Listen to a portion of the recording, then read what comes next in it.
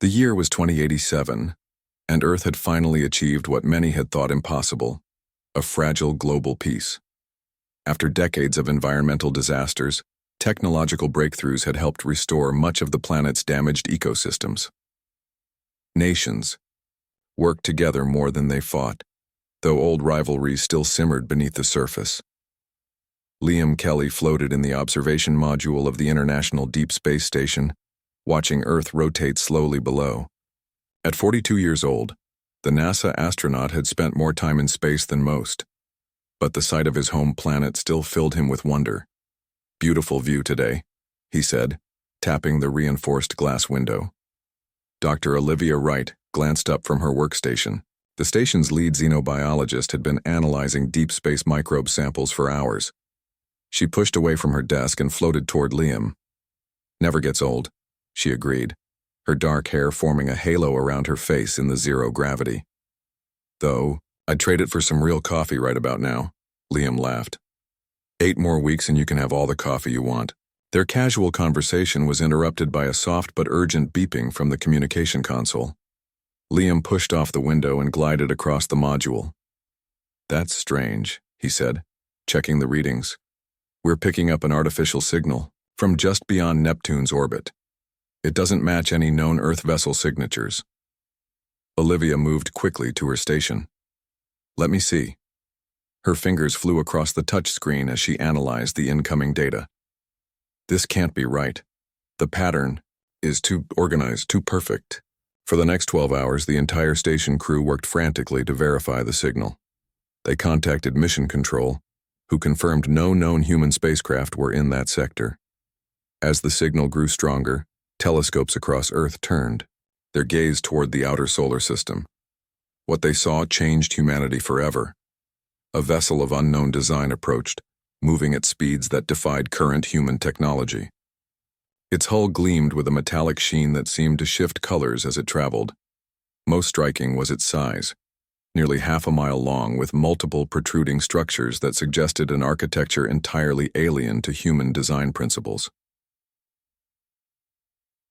3 days later, Liam and Olivia stood side by side in the station's main module, watching on screens as the alien vessel came to a perfect stop 50 miles from their position.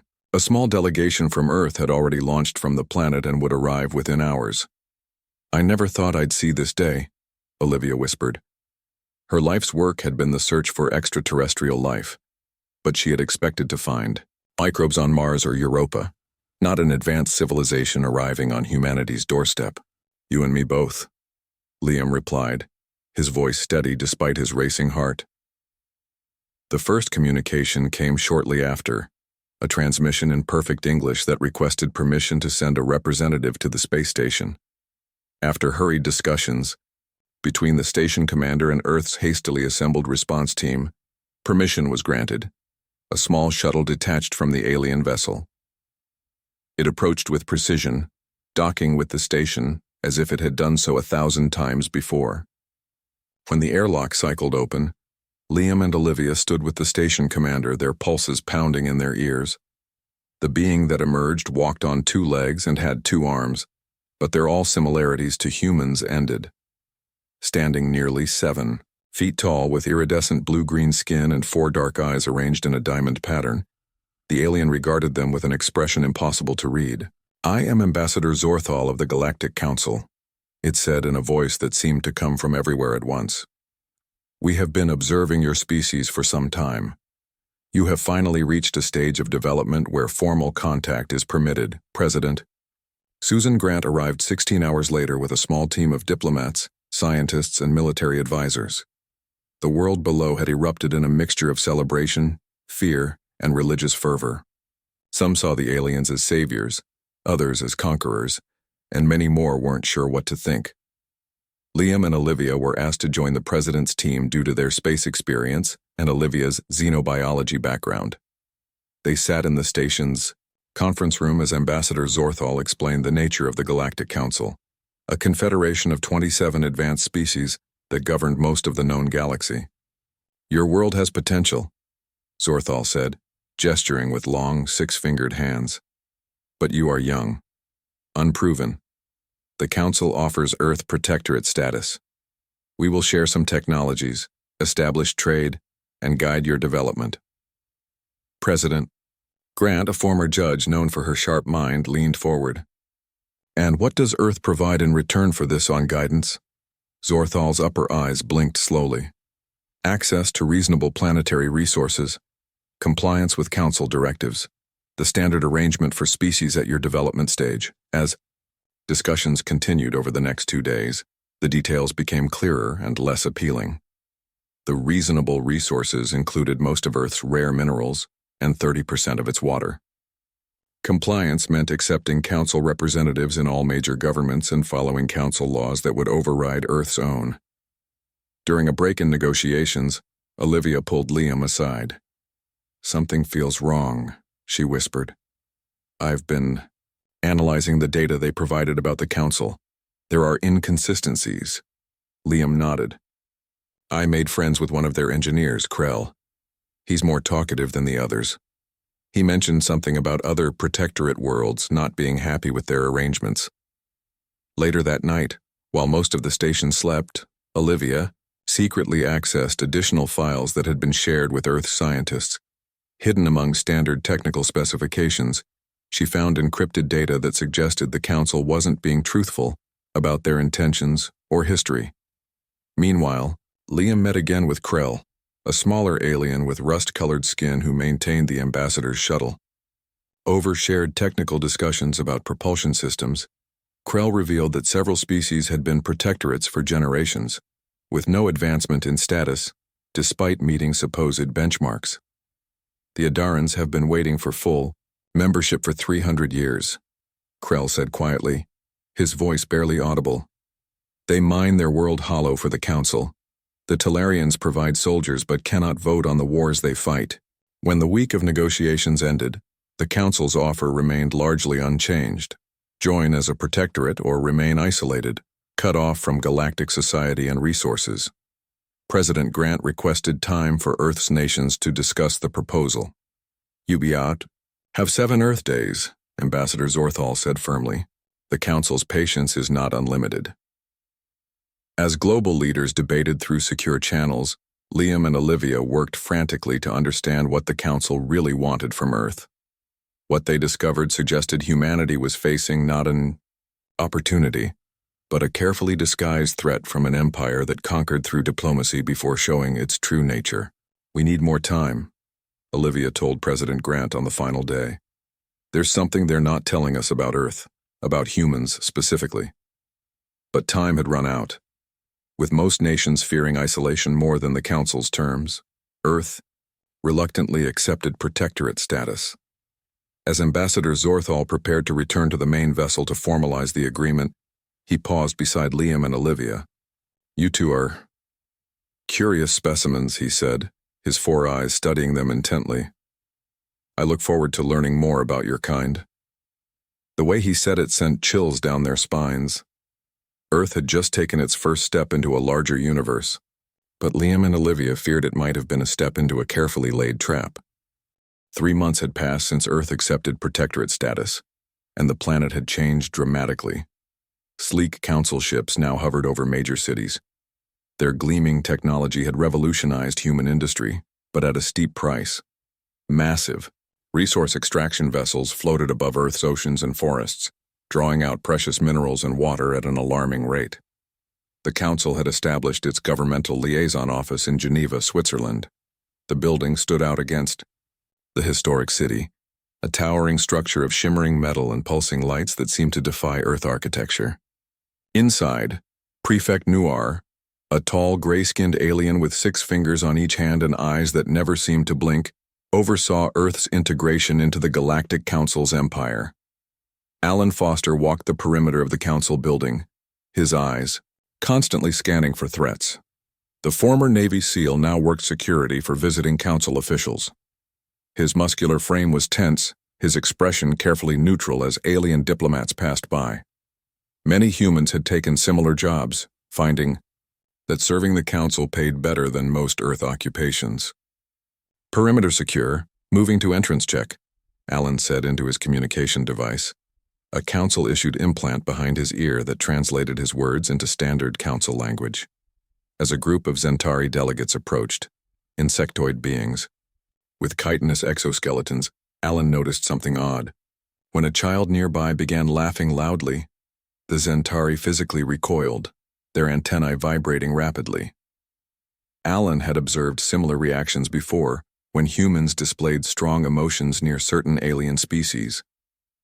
Later that day, Alan met with Dr. Olivia Wright in a small coffee shop several blocks from the council building. They sat in a corner speaking quietly despite the noise of the busy establishment.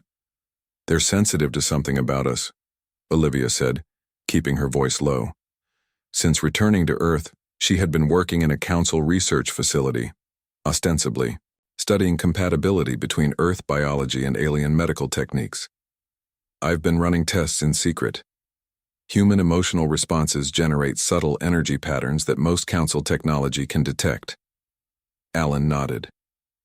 "That explains why they've been installing those strange devices throughout the city." He pulled out a small notepad with a sketch of a metallic cylinder. "They're placing these on top of buildings, spaced exactly 2 kilometers apart." Olivia's eyes widened. "Emotion-dampening field generators. They're trying to suppress our emotional outputs." Across the Atlantic, Liam Kelly found himself in an unexpected position. His friendly relationship with Krell had caught the attention of council officials who had invited him to tour a military installation on Earth's moon as an exemplary protectorate representative. Several other humans had been included, all selected for their cooperative attitude toward council rule. The lunar base was impressive, carved into the moon's surface with vast underground chambers housing ships and weapons Liam could barely comprehend. But what struck him most were the other non-council species he encountered. Workers from at least 5 different protectorate worlds moved through the base, performing manual labor under the watchful eyes of council overseers. During a meal break, Liam managed to briefly speak with a Talarian worker, a humanoid with ridged orange skin and 4 arms. The worker explained in halting English that his people had been council protectorates for over a century, with conditions worsening rather than improving over time. "First they take resources, then they take your world," the Talarian whispered, before a supervisor approached and he quickly moved away. When no one was watching, Liam used a small device Olivia had given him before his trip. It recorded energy signatures and gathered data from council systems. He hid it in his palm as he moved through the base, capturing what information he could about council operations. Back on Earth, disaster struck the Florida coastline. A council mining operation drilling for rare minerals beneath the Atlantic Ocean had miscalculated, causing a massive underwater shelf collapse. The resulting tsunami devastated coastal communities. Council ships responded, but their efforts seemed focused on salvaging mining equipment rather than helping human survivors. Alan Foster happened to be visiting his sister in Miami when the waves hit. As water surged through the streets, he helped evacuate a group of children trapped in a school building. When the structure began to collapse, they found themselves cut off from escape routes. A small council transport vessel hovered nearby, its alien pilot ignoring the humans' desperate signals for help. In that moment of extreme stress and fear for the children's lives, Alan felt something strange happen. His intense emotions seemed to flow outward, and suddenly the council craft changed direction, moving toward them. The alien pilot appeared confused as the ship lowered to the rooftop against his commands. Alan instinctively placed his hand on the craft's hull and felt a connection, as if the ship were responding to his emotional state rather than its pilot's controls. They escaped just as the building collapsed. When they landed on safe ground, the alien pilot stared at Alan with a mixture of fear and fascination. A council security team quickly arrived, separating Alan from the craft and taking him for medical evaluation. Meanwhile, Olivia had been analyzing the data Liam smuggled back from the lunar base. In her small apartment converted partly into a laboratory, she made a breakthrough discovery. Human emotional energy signatures could interface with and sometimes override council technology, an ability that no other known species possessed. "That's why they accepted us so quickly," she told Liam during a secure call. "That's what they want from Earth." Our emotions somehow connect to their tech in ways they don't fully understand themselves. Liam's face was grim on the screen. And that's why they're installing emotion dampeners everywhere. They're afraid of what we might do if we discovered this ability. Unknown to them, Alan Foster was discovering this ability firsthand. During his evaluation, council medical officers had subjected him to various tests, measuring his emotional responses while exposing him to different pieces of technology. He noticed how they recoiled when his anger spiked during one particularly painful test and how the medical equipment malfunctioned momentarily. When a junior medical officer left a data pad within reach, Alan deliberately focused his emotions, thinking of the children he'd saved, the fear he'd felt, and watched in amazement as the pad responded, unlocking to his touch despite requiring council DNA. He quickly read what information he could. One file contained a directive from Prefect Noir. Emotional dampening must reach full coverage within 3 months. The humans cannot be allowed to discover their affinity before the integration is complete. 1 year into Earth's protectorate status. Humanity stood at a crossroads. Council control tightened daily, but a small group of humans had discovered a power that might change everything. The question was whether they could learn to use it before the Council completely suppressed their ability to feel deeply enough to make a difference. 1 year into Earth's life as a Council protectorate, and resistance was growing. What had begun as scattered protests had evolved into an organized movement called Terran Sovereignty. The group operated in cells across the globe, sharing information through coded messages that bypassed Council monitoring systems. Diane Cooper had become the voice of this resistance. A former history professor with a gift for moving speeches, she traveled between hidden meetings, rallying humans to believe freedom was possible. Her face was on council wanted lists, but she managed to stay one step ahead of their hunters.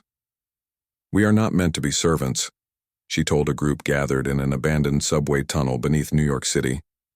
"We have something they fear, something they cannot control if we learn to use it properly." That something was the emotional energy that Dr. Olivia Wright had been studying intensely. Working from a hidden laboratory, she had conducted experiments with volunteers from the resistance. They had learned that by focusing specific emotions, particularly strong ones like love, fear, and anger, humans could interact with council technology in ways that seemed almost magical to observers. Liam Kelly had returned to Earth permanently, refusing further invitations to council facilities. He brought with him detailed information about council operations and, more importantly, evidence of atrocities committed against other protectorate species. Videos of labor camps, medical experiments, and resource stripping of once beautiful worlds became powerful tools in Cooper's recruitment efforts. Liam and Alan Foster had become the Resistance's primary trainers, teaching others how to harness their emotions to manipulate council systems. The process wasn't easy. It required intense concentration and left the user mentally exhausted, but the results were worth the effort. "Focus on something that makes you genuinely angry," Alan instructed. A group of 20 recruits in a basement room. Before them sat a collection of salvaged council devices. Not just irritated, but truly furious. Hold that feeling and direct it toward the device. A young woman named Michelle succeeded first, her eyes fixed on a communication pad as she thought about her brother who had been taken for special testing and never returned. The pad lit up under her gaze, its security protocols bypassed completely. In Geneva, Olivia maintained her cover as a compliant researcher while secretly meeting with resistance leaders. Her legitimate position gave her access to council scientific databases where she made a critical discovery. "Humans are unique," she explained during a secure meeting with Cooper and other cell leaders. "We're the only species whose emotions generate usable energy patterns. The Council has encountered similar abilities in other species, but always biological, never emotional." "What kind of abilities?" Cooper asked. "The Novari can manipulate gravity fields. The Lith have telepathic abilities. The Saigan are technological savants. But each species had their special traits systematically suppressed by the Council. They've done this before. Find a species with abilities they don't understand, pretend to offer partnership, then enslave them. What Olivia couldn't tell them was something even more disturbing she had uncovered. The Council's fundamental technology, their faster-than-light travel system, had been stolen from an ancient species they had subsequently eradicated. That species, according to genetic records she had accessed, shared key markers with humans. The Council's interest in Earth wasn't just about resources. It was about preventing humans from developing in ways that might threaten their dominance. The Council was becoming increasingly aware of growing resistance. Military forces were deployed to major cities, and emotion-dampening field generators were installed at an accelerated pace. Prefect Noir, speaking through Council-controlled media channels, warned of severe consequences for disruptive elements. The threat was demonstrated when Council ships leveled a small town in rural Montana after resistance members there had successfully disabled a resource collection station. The official explanation claimed a dangerous technological accident, but the message was clear. Despite the risks, the resistance continued to grow. During a public demonstration in Chicago, when Council forces moved in to arrest protesters, Alan Foster used his now refined emotional control to temporarily disable their weapons. Footage of Council soldiers staring helplessly at their non-functioning equipment spread across the globe, inspiring others. Prefect Noir personally summoned Olivia for questioning, his unblinking eyes studying her face for any sign of deception. "Your research progress has been disappointing, Dr. Wright," he said, his voice monotone yet somehow threatening.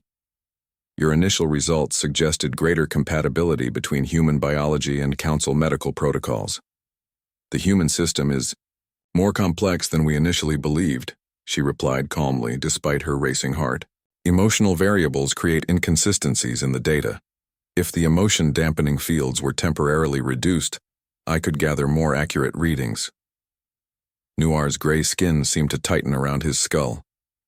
"You show unusual interest in the dampening fields, Doctor. Perhaps your loyalties require examination." Under intense pressure, Olivia made a calculated risk. "The Council has encountered emotional energy before, hasn't it? From the species that developed your FTL drive?" The effect was immediate. Noir's composed demeanor cracked, his four-fingered hand slamming onto the table between them. "Who gave you access to restricted historical archives?" he demanded. "No one," she lied smoothly. "It was a logical deduction based on energy pattern similarities. The Council seems unusually concerned about human emotional states for a purely scientific body." After hours of questioning, Noir released her but placed monitoring devices in her quarters and laboratory. Unknown to him, she had confirmed her suspicions and now had one more vital piece of information to share with the resistance. Diane Cooper had been planning their most ambitious action yet. A coordinated global demonstration designed to overwhelm the emotion-dampening fields. Resistance cells worldwide would gather millions of humans to simultaneously focus their emotions, creating a surge that the Council couldn't contain. "If we can break through their suppression tech, even for a few minutes," Cooper told her lieutenants, "we can show everyone what we're capable of. Not just humans, but the other protectorate species too." The plan was set for the following week, a date that coincided with a scheduled address by Prefect Noir to Earth's remaining government representatives. As Cooper finished outlining the final details, a resistance scout burst into the room. "Council. Ships," the young man gasped. "At least 20 of them just entered orbit, military class. They're deploying something into the atmosphere." Liam checked a modified Council data pad. "They're accelerating the timeline," he said grimly. "Deploying a new version of the dampening field. Global coverage. Stronger effect. If they succeed, we may lose our abilities completely." Cooper's face hardened with resolve. "Then we move now. Send the signal. Every cell, every sympathizer. We need everyone focusing their emotions at once. Today we show the Council what humans can really do."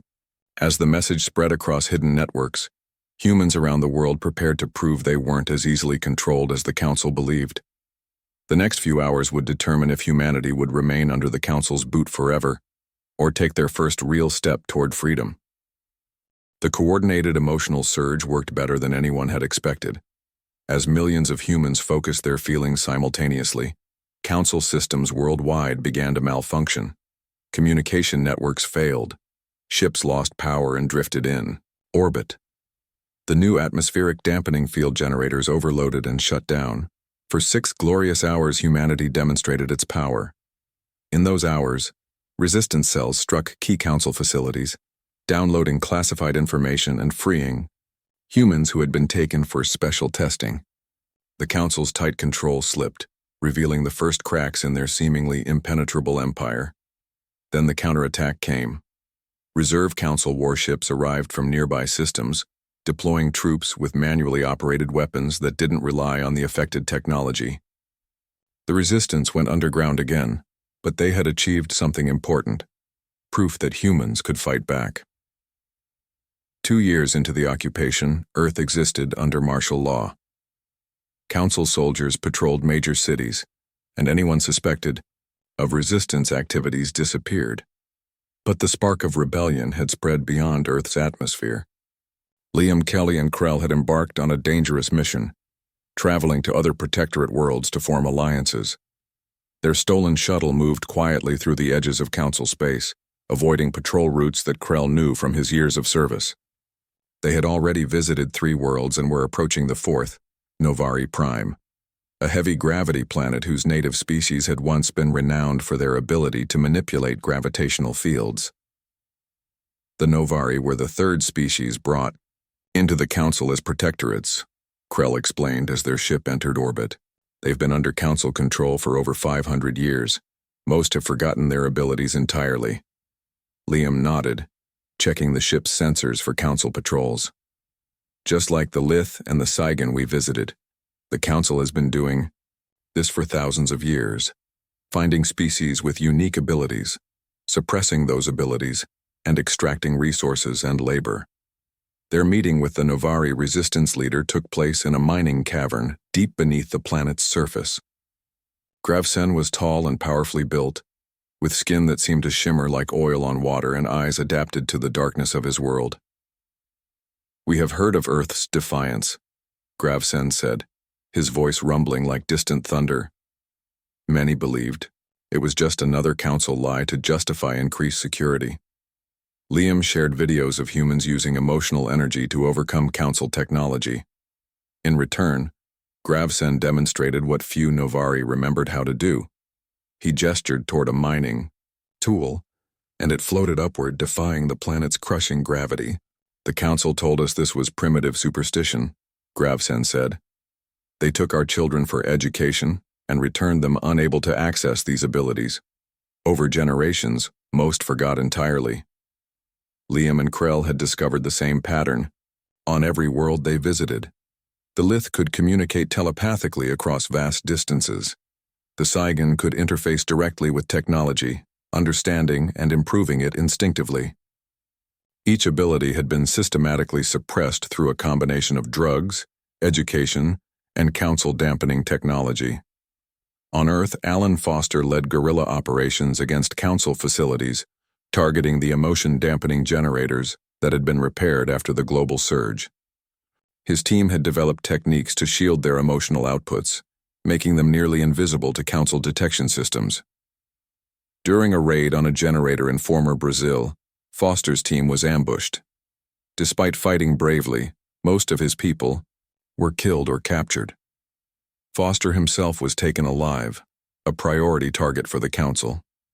He was transported to Geneva and brought before Prefect Noir, who had developed an almost obsessive interest in understanding human emotional energy. "Alan Foster," Noir said, walking slowly around the human who was secured to a metal chair. "Your resistance file is impressive. 17 disabled generators, 32 Council vehicles rendered inoperable. You've cost us considerable resources." Foster remained silent, focusing on controlling his emotions. He had been trained to withstand interrogation, to keep his feelings muted and hidden. "Tomorrow, you will be publicly executed," Noir continued. "Your death will be broadcast globally as a reminder of Council authority. But tonight, you will help us understand exactly how your emotional energy functions." On the other side of Geneva, Olivia Wright worked frantically in her laboratory. After her confrontation with Noir, she had been placed under constant surveillance but allowed to continue her research. The council believed her too valuable to eliminate but too dangerous to trust. She had been secretly communicating with Diane Cooper, using a modified council datapad that responded to specific emotional patterns rather than physical inputs. Her latest discovery might change everything about the Resistance's approach. It's not just about individual abilities, she told Cooper through the secure channel. When multiple species combine their unique traits, they create new effects the Council cannot predict or counter. A human's emotional energy combined with Novari gravity manipulation, for example, creates something entirely new. Cooper's response was immediate. We need to get this information to Liam, and we need to rescue Foster before his execution. Both are vital. The rescue operation was planned within hours. As dawn broke over Geneva, Cooper herself led a small team toward the Council headquarters where Foster was being held. They carried no weapons except their own trained emotional abilities and a few pieces of modified Council technology. Meanwhile, across the galaxy, Liam and Krell were returning to Earth with representatives from 6 other Protectorate species. Their ship carried individuals who had preserved knowledge of their species' special abilities, despite generations of suppression, living libraries of forgotten powers. The execution ceremony was elaborate, designed to show Council power and human helplessness. Foster was brought to a platform in the main square before the Council building. Prefect Noir addressed the gathered crowd, and the cameras broadcasting worldwide. This human terrorist has attacked Council facilities, endangering both our personnel and Earth citizens, Noir declared. His execution will demonstrate the consequences of defying galactic law. As Noir raised his hand to signal the executioners, a strange wave seemed to pass through the crowd. Humans throughout the square began to focus intense emotions, not randomly but in a coordinated pattern Olivia had designed. Council systems began to fail. The execution platform's restraints unlocked. At the same moment, hidden Novari allies used their gravity manipulation to immobilize the Council guards. Leith Resistance members coordinated the attack telepathically, allowing for perfect timing without communication devices. Foster was freed in seconds. As Council reinforcements rushed toward the square, Sagan technicians remotely disabled their vehicles. The combined abilities of multiple species created chaos that no Council security protocol could handle. Cooper reached Foster, helping him to a waiting vehicle. "The others?" he asked, his voice hoarse from his captivity. "Liam is returning with representatives from 6 Protectorate worlds," she replied as they sped away from the Council headquarters. "Together, we're forming the Alliance of Free Worlds. The Council is about to face something they've never encountered before, unified resistance from all the species they've oppressed." Foster looked back at the Council building, where alarms blared and confusion reigned. For the first time since the occupation began, he felt something he had almost forgotten: hope. The Council's empire had seemed unbreakable, but now he could see the cracks spreading. And through those cracks, freedom might finally emerge. 3 years had passed since the Council first contacted Earth. In that time, humanity had gone from hopeful new partners to oppressed subjects to the leaders of a galactic rebellion. The Alliance of Free Worlds had liberated 3 star systems from Council control, and more Protectorate species joined their cause each month. Humanity had fully embraced their emotional abilities. Engineers created interfaces that responded to and amplified their unique energy, allowing humans to control ships and weapons with their feelings rather than physical controls. These systems gave the Alliance a critical advantage. Council soldiers couldn't operate captured Alliance technology, even when they physically possessed it. Diane Cooper stood on the bridge of the Freedom, the Alliance flagship. Originally a Council cruiser, it had been modified extensively with technology from all 7 founding species of the Alliance.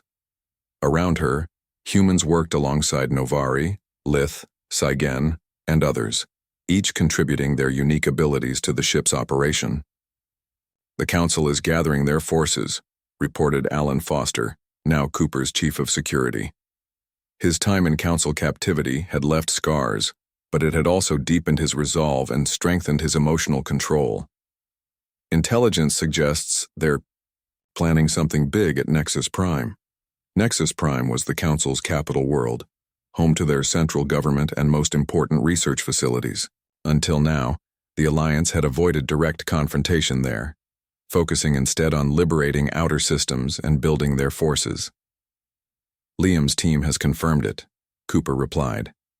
The Council is building a superweapon designed to reset the neurological patterns of all Protectorate species. If they succeed, they could eliminate our special abilities permanently. The Alliance leaders gathered in the Freedom's conference room. Representatives from 12 species now sat at the table, each bringing perspectives shaped by centuries of Council oppression. Dr. Olivia Wright presented her latest findings, her voice steady despite the gravity of the situation. The weapon targets the specific brain regions responsible for our unique abilities, she explained, displaying diagrams on the room's main screen. For humans, it's the emotional centers. For the Novari, the gravitational sensitivity nodes. Different targets but the same purpose, to permanently disable what makes each of our species special. How close are they to completion? Asked Gravsen of the Novari. Too close, answered Liam Kelly. In the 3 years since first contact, he had changed from an idealistic astronaut to a hardened resistance fighter. He and Krell had become the Alliance's most effective intelligence team, infiltrating Council facilities throughout the galaxy. Our sources indicate weapon testing begins in 10 days. Deployment would follow immediately after. Cooper stood, her decision made. Then we strike now. Not just a raid or liberation. We take the fight directly to Nexus Prime. The plan they developed was audacious. While a combined Alliance fleet engaged the Council's defense forces, a smaller team would infiltrate the central archives on Nexus Prime. Those archives contained the stolen technological knowledge of countless civilizations. The Council had subjugated over millennia. Knowledge is their real power, Krell explained. The Council didn't develop most of their technology. They stole it from species they later suppressed or eliminated. If we can recover that knowledge and return it to its rightful owners, we break their monopoly on advanced science. At the same time, Olivia had developed technology that could amplify and combine the abilities of all Alliance species. We've been using our abilities separately, she told Cooper.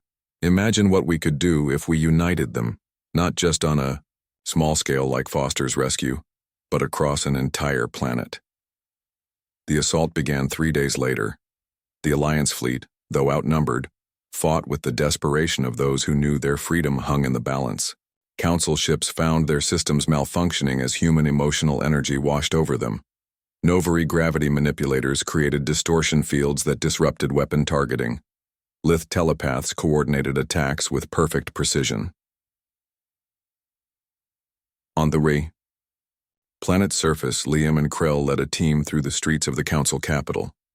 Using stealth technology developed by the Saigen, they moved undetected toward the central archives. Council citizens, unused to direct conflict, panicked as alarms sounded throughout the city. In orbit, the Freedom took heavy damage as it pushed through the Council's defensive line. Foster coordinated security teams repelling boarding parties, while Cooper directed the overall battle.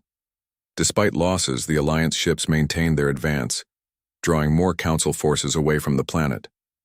As the Council activated their superweapon, Olivia implemented the most daring part of their plan.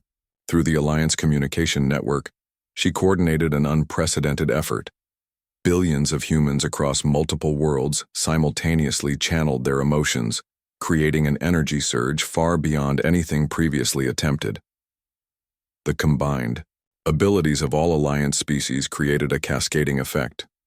Human emotions powered Novari gravity manipulation, which enhanced Lith telepathic reach, which improved Saigen technological interface, and on through all 12 species in the Alliance. The effect shut down the centralized Council network that had maintained their empire for millennia. On Nexus Prime, Liam and Krell reached the archives. Fighting through the last defenders, they secured the data core, a crystalline structure, containing the accumulated knowledge of thousands of years of Council theft. As they transmitted the contents to Alliance ships, the superweapon facility lost power, its systems going dark before it could fire. the Council's unified government collapsed over the next few days. Many member species, long unhappy with their leaders' brutal methods, declared independence or neutrality. The rigid, exploitative structure that had held the empire together shattered under the pressure of rebellion. 3 months later, representatives from over 50 worlds gathered on Earth. The once mighty council had been replaced by the Free Species Coalition, an alliance based on mutual respect and the celebration of each species' unique gifts rather than their suppression. President Susan Grant, who had reluctantly accepted protectorate status 3 years earlier, now addressed the first assembly of this new galactic community. Though Earth had suffered under council rule, it had emerged as a leader in the new order. "We gather today not as rulers and subjects but as equals," she said, looking out at the diverse assembly. "Each of our species brings unique gifts to this coalition. Together we are stronger than any empire built on fear and control." After the ceremony, Cooper, Foster, Liam, and Olivia stood together on a balcony overlooking the assembly hall.